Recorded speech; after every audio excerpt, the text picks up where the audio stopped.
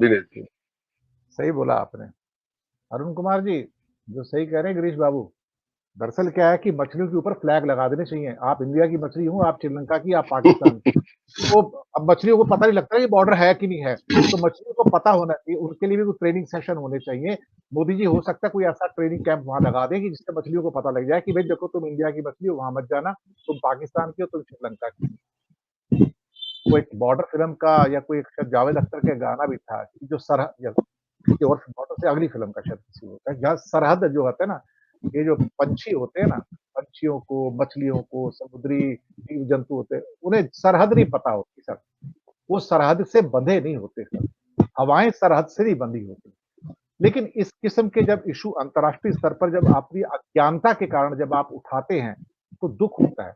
दुख इसलिए होता है कि जो इश्यूज लॉन्ग डेड हैं, लॉन्ग सेटल्ड हैं, आप उनके अंदर वापस तीली क्यों लगा रहे हो, माचिस क्यों लगा रहे हो, मुझे समझ नहीं आता।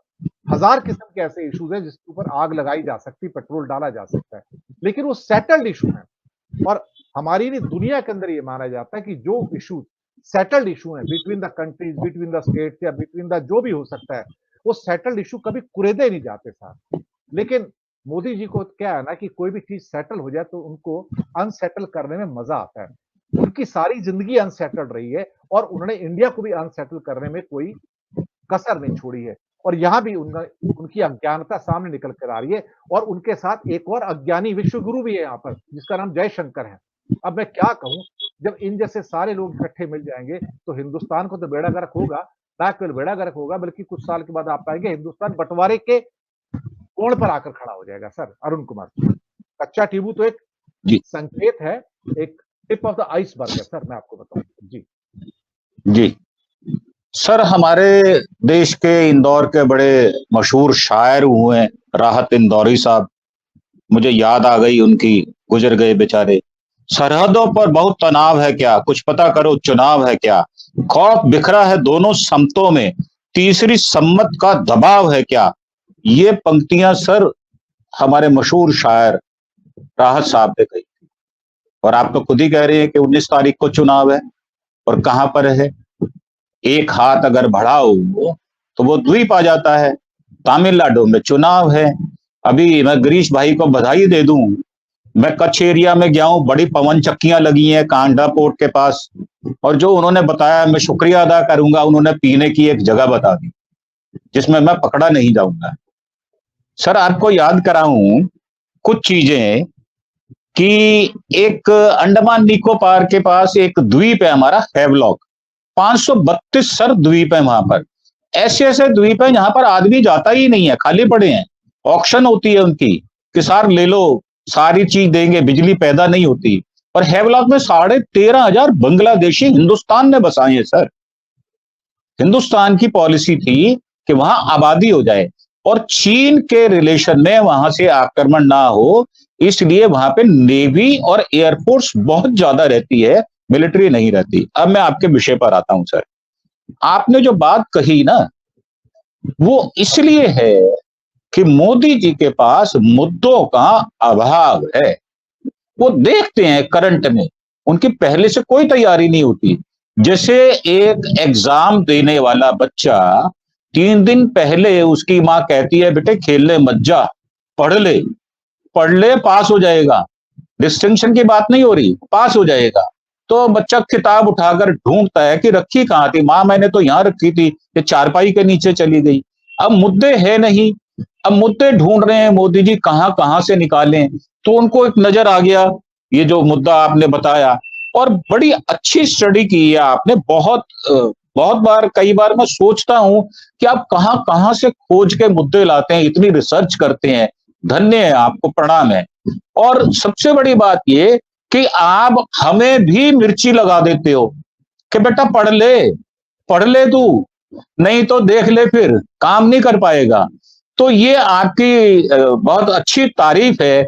मैं सोचता हूं गिरीश भाई भी आपकी श्रेणी में नंबर 2 पर ही आ रहे हैं, क्योंकि जितनी नॉलेज गुजरात की वो यहां पर बैठे बैठे दे देते हैं। तो गुजरात ना भी जाओ तो आपको एक एक गली का पता भी बता देंगे, कहां दारू बिकती है, कहां नहीं बिकती, कौन सा हिंदुस्तान, कौन सा गुजरात, कौन सा सौराष्ट्र, कौन सा महाराष्ट्र।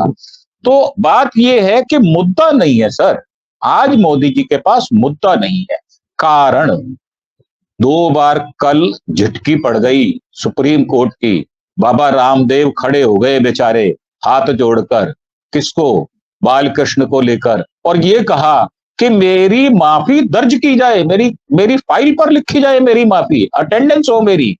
तो उस पर आए। फिर कल हमारे संजय सिंह साहब बाहर आ गए। अब मोदी जी को लगा पड़ा है डर, भाई सामना कैसे करो।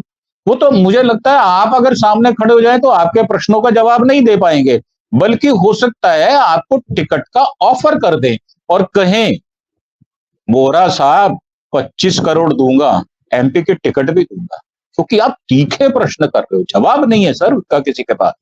और ये ऐसी बात है जो इंटरनेशनल ट्रीटीज होती है विदेश मंत्रालय में, क्योंकि रघुनंदन लाल भाटिया आज से बहुत वर्षों पहले 84-85 में मिनिस्टर फॉर स्टेट हुआ करते थे, मेरे पारिवारिक सदस्य रहे, मैं उनके पास जाया करता था, बहुत अच्छी मित्रता थी, मेरे से पिता की उम्र के थे।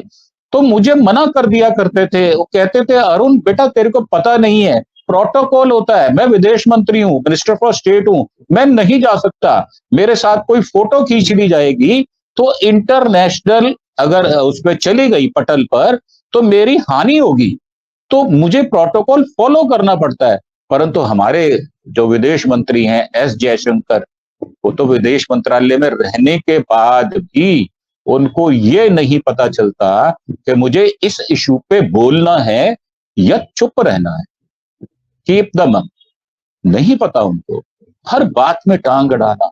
सर कोई जरूरी नहीं है, जो हमारे पूर्वज चले गए उनकी बखिया उधेड़ना ये सिर्फ बीजेपी का काम रह गया। और बड़ी विलक्षण बात है, मोदी जी कहते हैं मैं करता हूं, मैं करता हूं, कभी कहते हैं मैं भारत सरकार का प्रधानमंत्री हूं, कभी कहते हैं कि मैंने लोकसभा का चुनाव लड़के जीता है, एमपी बना, बाद में मैं लीडरशिप में मेरा नाम आया इसलिए प्रधानमंत्री बना। सर ये जो सनक है ना, ये बड़ी विचित्र है। और ऐसे सन की व्यक्तित्व रखने वाले मुद्दे तलाश करते हैं, कहां चोट की जाए। 19 को चुनाव है, ये बता नहीं पा रहे कि कितने नवयुग स्कूल बनाए, कितने सेंट्रल स्कूल बनाए, कितनी स्वास्थ्य सेवाएं दी, कितनी सड़कें बनाई, और सड़कों पर जो उन्होंने टैक्स लगाया है वो कितना ज्यादा मुद्दा नहीं है सर उनके पास, क्या करें। फिर ऐसा मुद्दा वो ढूंढ के लाते हैं जिसमें कंट्रोवर्सी है ही नहीं, पैदा की जा रही है जानबूझकर, दानिस्ता, उनके पास कहने के लिए कुछ नहीं है। और फिर सबसे बड़ी बात यह, आपने ही मुद्दा उठाया था कनाडा वाला, जब यहां पर वहां के प्रधानमंत्री 3 दिन रह गए थे, और आपने देखा 5 देश इकट्ठे हो गए, उन्होंने इनको अच्छी इनकी मरम्मत की, इनको डेंटिंग पेंटिंग करने के बाद वापस भेजा, 5 देशों से डर गए, उसके बाद बैकफुट पर गए। और आपने ही वो मुद्दा उठाया था जिसमें मर्डर केस वाली बात आई थी। सर इनके पास आपके, मेरे और ये गिरीश भाई के, डॉक्टर साहब के, आलोक भाई के प्रश्नों का जवाब नहीं है। इनके इर्द गिर्द जो मंडली भी है वो इतनी समझदार भी नहीं है। मुझे लगता है जब चुनाव हो तो घरेलू मसलों की बात करें, अपनी उपलब्धियां बताएं, ना कि विदेश नीति में कोई बखेड़ा खड़ा करके हिंदुस्तान की जो इज्जत है उस पर दाग लगाएं। जैसे अभी कहा एक भाई ने, वहां हमारे पैनलिस्ट ने कहा कि राजीव गांधी साहब ने तो शहादत दे दी। सर मुझे याद है जो शहादत दी गई कैसे दी गई, परंतु उन्होंने उसको भी माफ कर दिया उनके परिवार ने। मोदी जी ऐसा नहीं कर सकते। तो मुझे लगता है उनसे उम्मीद करना, हाँ अगर अपनी चांडाल चौकड़ी वो ठीक कर ले, अपने इर्द गिर्द अपने जो उनके सज्जन मित्र हैं, अगर उनको ठीक कर ले, उनको वो सही राय दें, मुझे लगता है अभी भी अगर बैकफुट पर चले जाएं तो ये मुद्दा सुलझ सकता है। और चुनाव को चुनाव ही रहने दें, चुनाव को देश के साथ जोड़ें, ना कि विदेश नीति के साथ। जी मैं आता हूं राकेश जी आपके पास।